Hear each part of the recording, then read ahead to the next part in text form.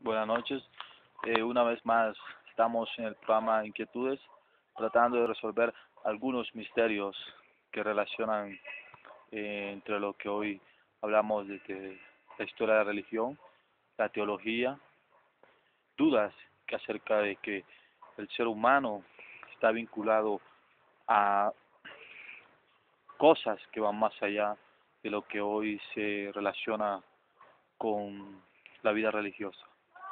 Eh, un amigo historiador de la Universidad del Atlántico en Barranquilla, me ha llamado, me ha solicitado eh, para resolver una inquietud que él tiene como historiador desde la academia, más no desde el sentido espiritual.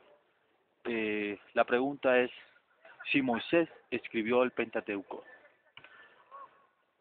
Para ser breve, es la respuesta decir que no. Hoy mi concepto se basa en la academia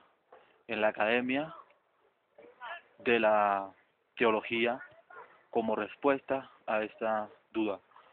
Más que espiritual, podríamos decir que se le atribuye a Moisés haber escrito el Pentateuco. El Pentateuco, para definirlo, es el texto que se manejaba en el antiguo judí, pueblo judío.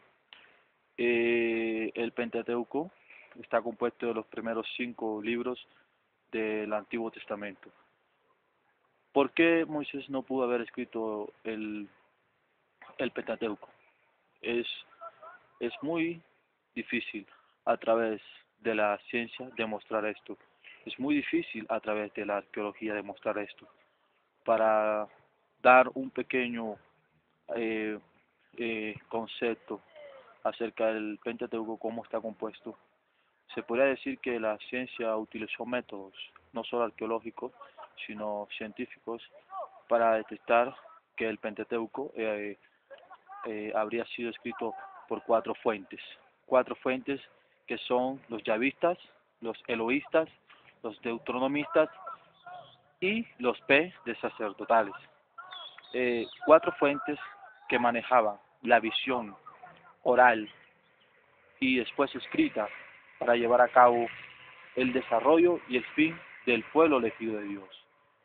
Eh, Posteriormente, el Pentateuco, lo que fue del Génesis hacia, hacia una dimensión muy yavista.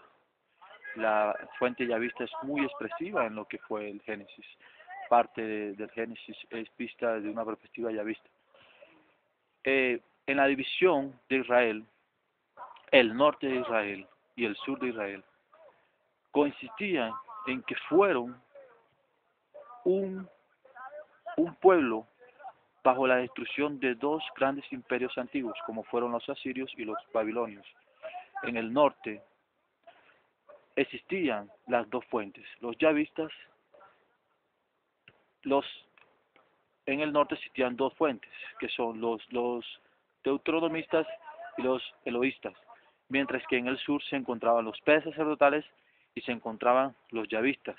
Cuando el norte fue destruido por el imperio asirio, posiblemente las 2 fuentes fueron empleadas en el sur, cuando en el sur el rey Josías, quien encuentra aquel rollo y se determina que es las pautas que dan con el Deuteronomio, se dice que el rey Josías hizo una reforma no solo religiosa, sino socioeconómica y política del pueblo judío. Dio cambios efectivamente hacia el pueblo judío.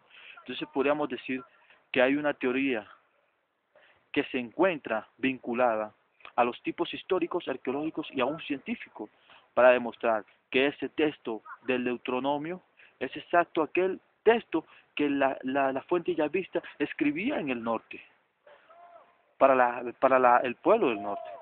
Cuando este fue derribado, algunos pudieron haber llegado al sur con los textos y fueron guardados. Cuando el sur es destruido por el imperio de Babilonia, estas fuentes totalmente desaparecen. Se dice que a través de estas personas vagando se emplearon lo que hoy se conoce como sinagogas.